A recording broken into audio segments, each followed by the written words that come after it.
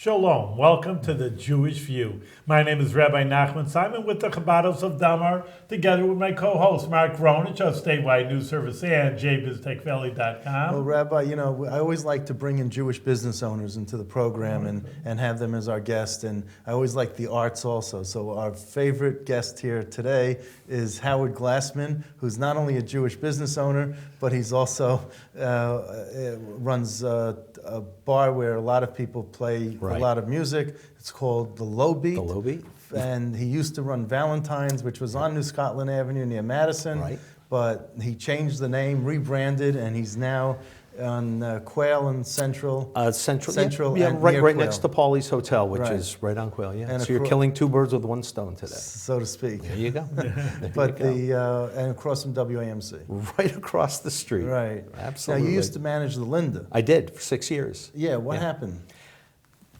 That's what I'm trying to figure out. Okay. There was a restructuring over there at WAMC, and Seems to always be a restructuring. always, yeah. There's. I have to tell you, I started my career at WAMC. We've talked about that before. Yeah. And that was my first gig while I was still in college. I got As a news reporter? as a news reporter, morning edition and the midday magazine and Sure. and the morning newscasts, and I would get in at 6 in the morning or 5:30, clip the newspaper clippings for Dave Galletly, who was news director, and he would he'd do all the reading and he'd do the newscasts and stuff. But once in a while, I'd go out and cover a story, and then that would be played on WAMC. And one of my, that's how I got into the Capitol. He kept sending me down to report on Governor Carey at the time, and the other elected officials. So I got to cover the political beat for WAMC.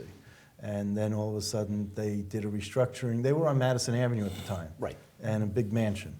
And then they wanted to move out of there, or they broke away from Albany Med, which is how you got WAMC, Albany Medical College. I remember that, I didn't know that. And they broke away from there and they went independent, and they had this, Alan Chartock had this coup that he just kicked people out and restructured the board, and then him and Dave Galletly sort of ran the show, and then shortly after they fired 3 people who totaled like 150 years of broadcast brilliance. And it was just amazing how cold that whole thing was. And then they went out to WMHT in Schenectady for a while, and they on Fern Avenue, 17 Fern Avenue. Right, in Woodlawn area. Yeah, and then they had their shop at WAMC, and then they got this. Then they moved somewhere else, and now they're in this building on Central near Quail. But mainly you're into entertainment. You're looking for always entertainment for Well, the then bar. WAMC opened this other, took over this bank building, Right. And they called it the Linda. All right. And that was named after someone I forgot. Linda Norris, her and her husband Bob were big supporters of the station and the arts. That's Okay.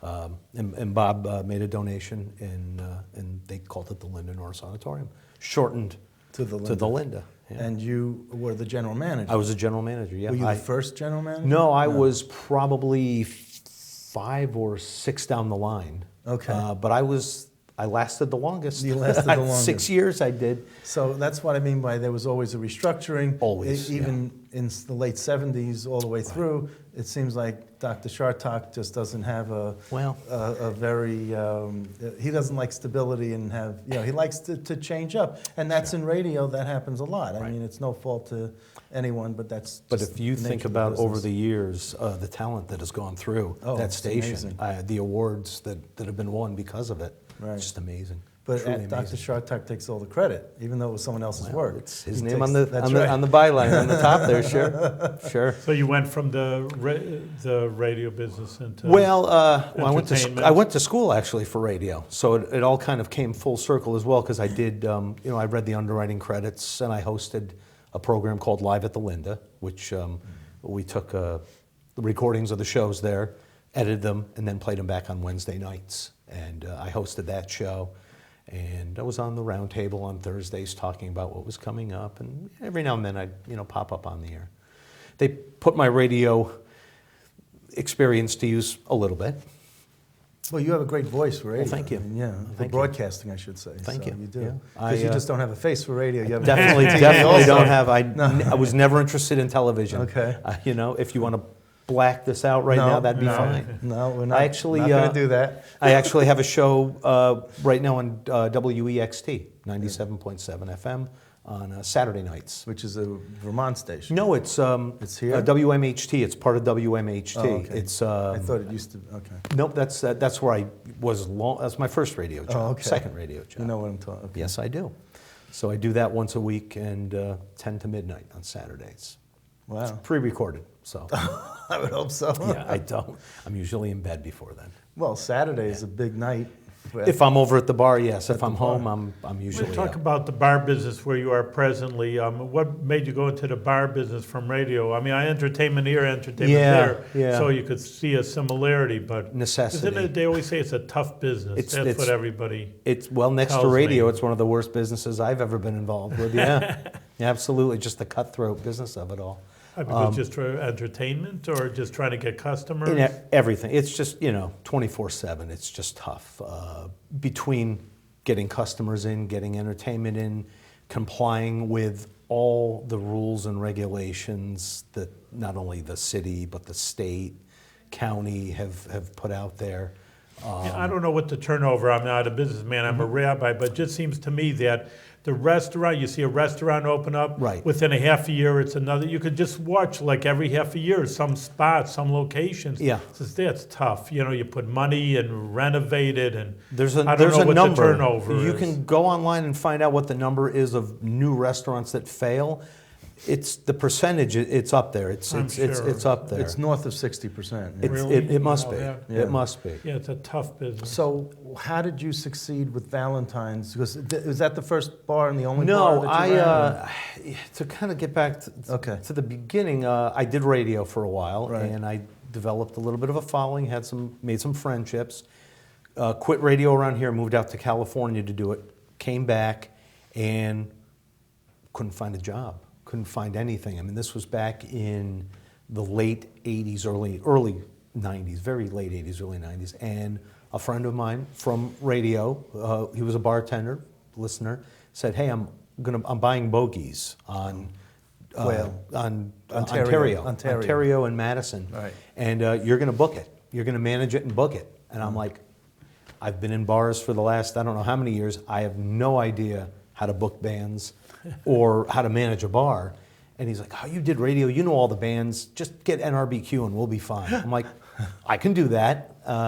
So we took over Bogie's, which, at the time when they bought it was kind of a down and out, beyond a dive. It was a dirty, rundown bar. And we spent months and months in there, just me and my friend Barry, who owned it, and his partner Scott, a few others, fixed it up. And for the 7.5 years I was there, booked, you name it, we booked it. Pretty much any up and You coming can get band. local entertainment you're talking about? Local, regional, national. Really? We got, People come there? People Yeah. come there. People come from all over. Well, there was a void that in the late 80s or mid 80s when this very big music venue, J.B. Scott's, closed Scott's. down. Yep. And when they had a fire, I believe. They had a fire. As a matter of fact, J.B. Scott's was right across from WAMC. Yeah. I believe it's now Richter's Yes, and a yes. beauty supply place of sorts. So, yeah, they had a fire. They closed down, and then there was a void. Then a little places popped up. 288 Lark, the Chateau over in Rensselaer, Duck Soup, or the Chateau down in Albany, Duck Soup in Rensselaer. And they all kind of closed, and then the QE2 opened up. And that was it for a while, and then Bogie's. These are the same people that just, like yourself, and then they just go somewhere else, or it's just new people trying their hand thinking they're going to be better than everybody Well, else? with 288, it was Char Shortsleeve and her husband Dave. They went from 288, where they managed it, to QE2, and they opened it, and they were, I mean, Do they still own it now? no, they are long gone from there. But Because that used to be a white tower. used to be a White Tower, right? And but anybody who does live music in the area owes a huge debt to those two, especially Char. Like besides the business aspect of it, recently in Troy, there's another aspect. A few, and I don't even know all the details, but a few guys get drunk, and then there's a whole hullabaloo. So besides just trying to get entertainment, try to get people good food and drink, then you got to worry about a few schmoes, as we say in the Jewish business, That's- few schmoes, and they could almost literally ruin a guy's reputation. They, That's what they they can. did in Troy. Yeah, well, that's why you make sure your security, your doormen, your bouncers are certified, so they know how to diffuse What's a situation. certified? How do you get to certified as a door bouncer? Let's see, it's about $90, I think. You take a course. Yeah, and really? Yeah, I didn't know that. They're really. I'm There's telling some you. old football player over here. you- That's what I always. Well, the And old who football pays- player would who- just pick somebody up and throw them, and then you'd get a lawsuit. So who pays for the who pays the $90? The bar owner or the individual? You know what? For some of my guys, I did that, and for others that came in, they already had it. Okay. But as when I tell them when they come in now, if they want to get the certification, I said, if you do it, go get it. You pay for it, because then if you move or you go anywhere, you can work Wherever you want. wherever you want.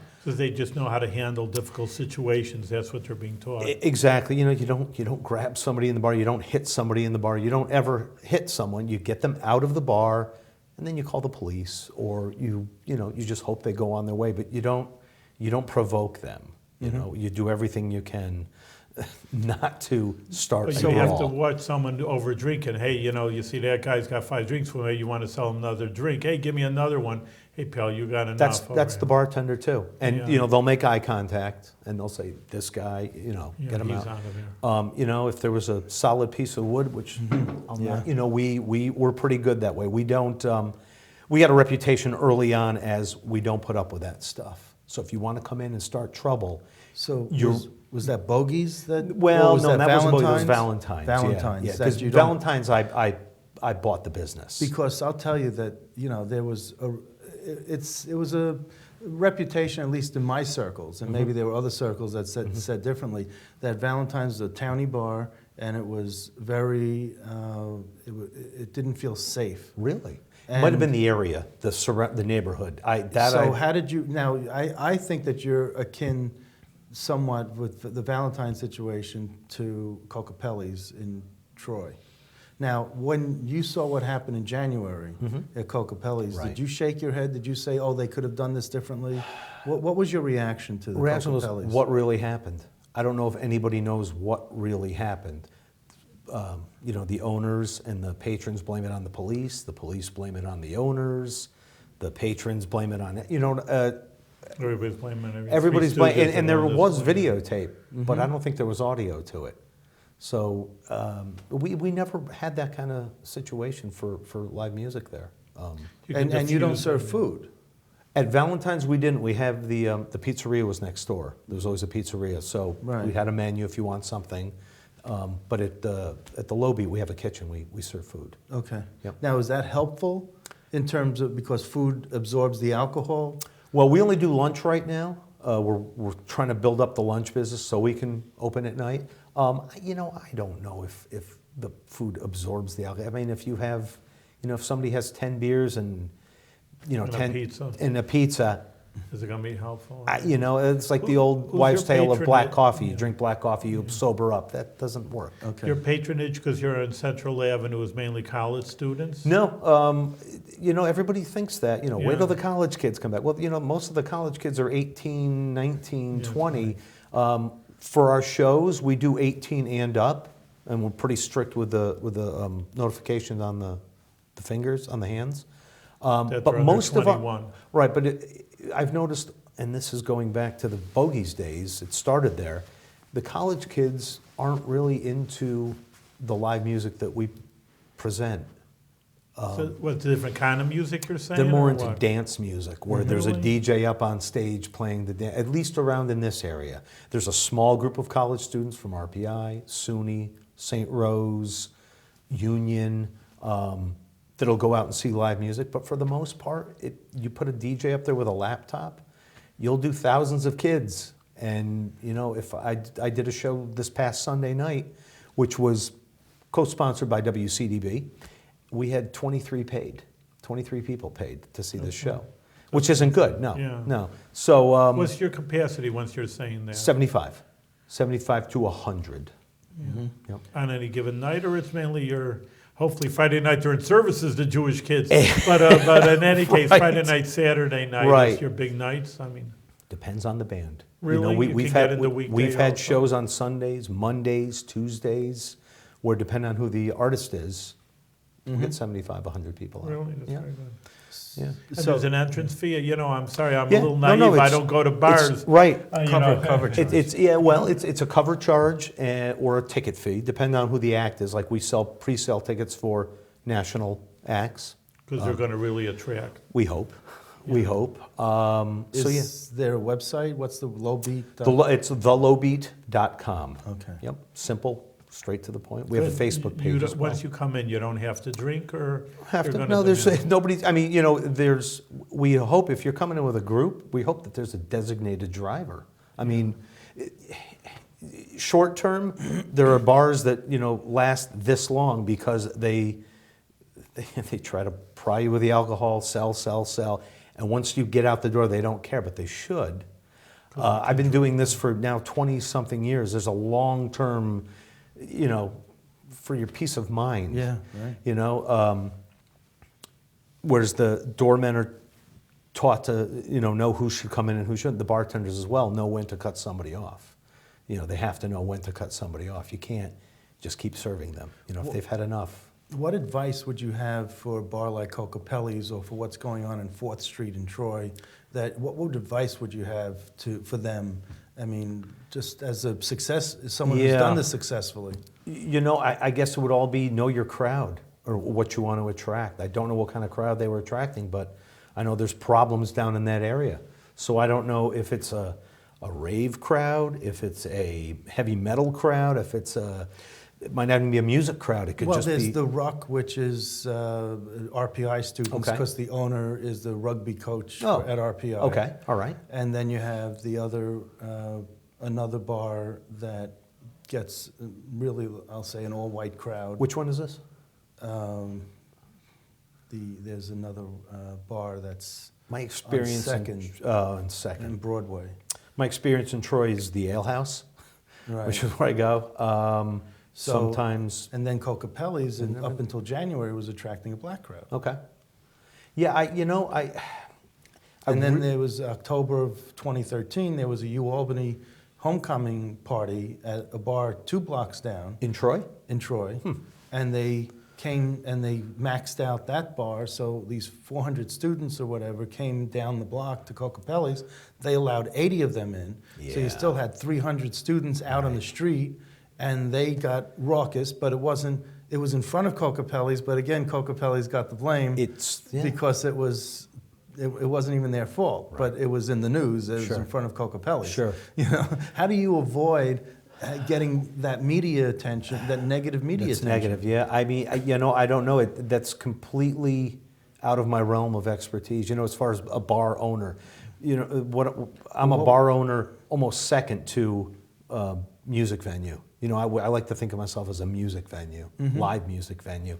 So, like I said, a dance crowd or whatever else, 400 students coming down the street, that's totally out of my realm of I'm going to say expertise, just knowledge. So what's your connection with Paulie's Hotel? Do you have a connection? Paulie's, my cousin who owns the Comedy Works went to high school with John, the owner of Paulie's, and introduced me years and years ago to him. We always kept in contact. We're friendly, said hello.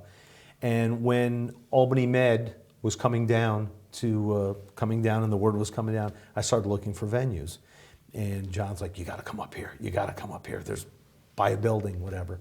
And just so happens, Cagney's had been closed for, at the time, almost 5 years. So we looked at it, and John's like, "You'd be great. We'll work together." And he was shut down years ago for underage over there, and he went down, made his peace and everything. And it's rare in New York State for you to get a second chance, and he's received a second chance, and it's strictly 21 and up there now.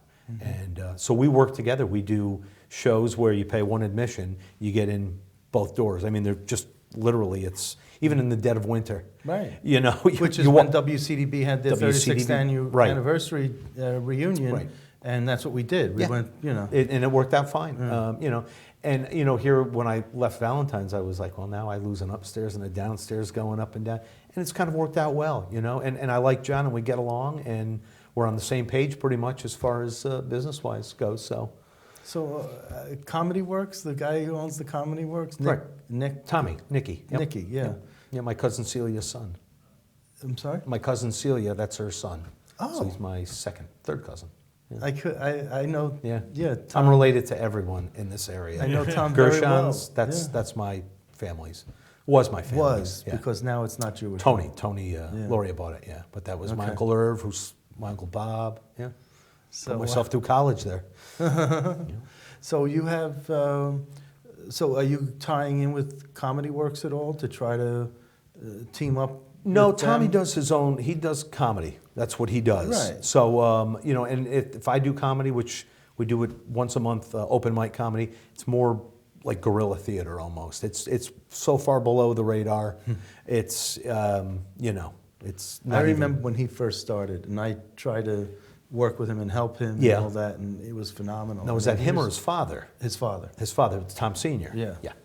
You know, you're talking about so many, well, they're Jewish owners, you know, that Yeah. into together with comedy. Right. Because in entertainment, you know, they know Hollywood is Yeah. very big Sure, in Jewish. You have any connection from like the old country, or where did it come that your old family got into it? Again, you know, Tommy's father worked at Gershon's. When he's from Brooklyn, he came up and worked at Gershon's, and then broke off and opened up the Deli Works. And somehow, you probably have to have him on and ask him. Deli Works morphed into the Comedy Works. Right. And That was over on 855 Central. on Central, and he bopped around a little bit, but now Right. he's solid out on Northern Boulevard. or, Right, across from you know, Channel 10. Across from Channel 10. Yes, Yeah. I love it. I am a big fan of the Yeah. Comedy Works. Yeah. But I remember the Deli Works, and he had all the caricatures. From, Sure. Yeah. It was the, And entertainment's never a problem. I mean, you have enough entertainment. I guess if you're pulling from nationally, I would think regionally, then it would be how many bands are there? yeah, I couldn't even put a number on it. You know, yeah, we're trying to run, if at all possible, 7 nights a week. But for the most part, we do Wednesday through Saturday, solid music, and then the first and third Tuesdays of the month we do an open mic poetry. Second Tuesday of the month we do People come? comedy. People come? People Not show. exactly a raucous audience. Not a raucous audience. And that's again why when you ask me about this other stuff, I'm like, I really don't, I'm so out of touch But with. people do come? You have a People come good out for crowd? it. That's Yeah. interesting. Yeah. But I would think you'd have to be prepared for the possibility that that could happen at your bar. And then you we as a we were on St. Patrick's Day. We were like, hey, this is going to be nuts. And as it turned out, it was nuts down on Pearl Street. And we were standing around at 5 o'clock twiddling our thumbs going, That's not good. Not What are you really, doing no. for Halloween? yeah, we'll see what happens. Okay. But we're generally, we're pretty much prepared all the time. Well, that's why I'm asking, because I thought that you would, Yeah. you know, what preparedness that you're learning could be. I mean, because Coca-Pelli's is Jewish owned also. Oh, is it? I yeah. didn't know that. Yeah, Joe Glick. Okay. So I'm trying to see Yeah. if maybe there's a connection that you No. could help him with and maybe help restore that name. I mean, Maybe try to do live music. why did you rebrand and why didn't you carry over Valentine's? People have asked me Ask me- this. yeah, they ask me that all- some people have gotten really upset about it. Like, you know, the family member has decided that they don't want to be. You know, Valentine's was at 17 New Scotland Avenue. It was downstairs and upstairs. It was 2 floors, and it was what it was. You know, before that it was Papa's place, so it wasn't always Valentine's. So they asked me, why did you change it? Well, for as many people that loved, and there's 2 reasons. For as many people that loved Valentine's and thought it was the greatest place in the world and didn't mind having their shoes stick to the floor and a real dirty place, there were other people that only went in there once to see a friend play or Right. meet somebody who thought, this is the most disgusting place in the world, and the bartenders are rude, and the music's loud. Okay, you know, I'd like to be everything to everyone. You know, that's my goal. Well, I wasn't far off with what I told you was the impression. That I Right. had from- But you know, but we all knew better. You know, and you know, you don't stay open for 16, 17 Exactly. years without Having some redeeming right. qualities, So that yes. was one reason why we wanted to, you know, change the name. Although I met some resistance from the staff internally, and the other one was, when agents call now from California, Chicago, whatever, to book their band at Valentine's, yeah, we want to put it in the big room. We're thinking we're going to get 300 people. I don't have that room anymore. So now it's having to go through it every day with a booking agent or 2 or 3 or 4, or a band that books themselves. It's like, you know what, it's so much easier if we do this. It's a new start. You know what, it's a new building, it's a new room. But we're doing the same thing. And people that love the place, know where to find us. And the people that hated it, they think this is a new place. Right. And they're going to give it a shot. And you know what it is? It's cleaner. And, the food is, if I do say so myself, is much better. And the sound system is great. And it's an intimate place. And it's our clubhouse. It's basically the music lover of the Capital District. It's our clubhouse. It's our new hangout. So when you named Valentine's, you opened within a day or two of Valentine's Day. Yeah, is what I read. Well, we shut down on a Saturday night. It was in February. We were open on Valentine's Day in the new place. Shut down on a Saturday night, cleaned everything out on Sunday.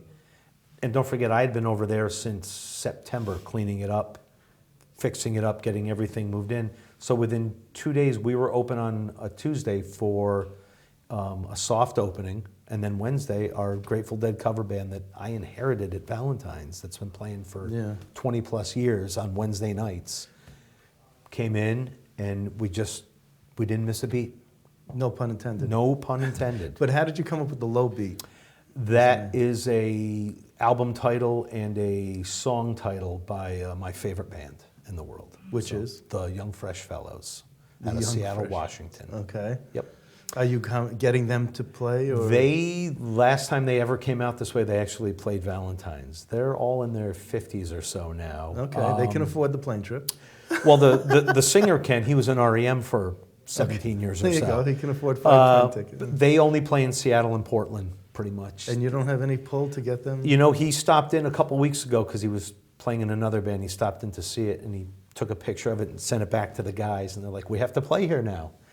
And I said, "That's not going to happen, is it?" He goes, "Probably not. Probably not. I mean, it's gonna take, some benefactor to fly them out to the East Coast to do some shows. It might happen. Listen, if they ever come out this way and they want to play, I don't care who's booked that night, they will play that. Do you ever work with other venues? Like there's one, I think, up in Clifton Park still. Oh, the Upstate Concert Hall. Upstate Concert Hall or the Egg or whatever, or is the Egg too close maybe, but do you work with Troy Music Hall or some other venues that you can, like what Tom Nicky did, he just, he would have the comics come and not just play Albany, but they'd play with Kingston or they might play another place and, they'd make the most out of their time. Can you do that formula with other acts? Not really, just because all the places are too close. We if someone's playing in Kingston, I tell the agent, I go, well, they really shouldn't play here because it's still too close. Really? It's if it's within an hour, hour and a half, Northampton is pretty much the outer limits. Massachusetts. And they don't need any help with booking for me. The one guy runs the town. To do something in Saratoga, it depends. Okay. It could happen. But I don't really, I know everyone. I know Ted up at Upstate Concert Hall. I'm good friends with him. Friends with Mike over at Bogie's. Brian at the Ale House in Troy. Oh, you're well known. Hopefully it's not... In a lot of circles, you're a star. Well... And I wanted to say that publicly. Then I should be driving a star's vehicle instead of my pickup truck. But, well, thank you. You might just like a pickup truck. Yeah, I do. Actually, I so, do. I do like the Warren pickup Buffett, truck. If you need anything hauled, let me know. I'll use that. Okay. Well, I'm telling you, it's really a pleasure to have you on. I've known you for so many years, and you are such a gem for this community, and it would be a loss if you weren't here, and it'd be a void. So, don't know where I'm going to go. Thank you. Howard, thanks very much for being on the Jewish View, and a lot of success in what you're doing. Thank you very much. And do it with good health. Absolutely. Please. Thank you.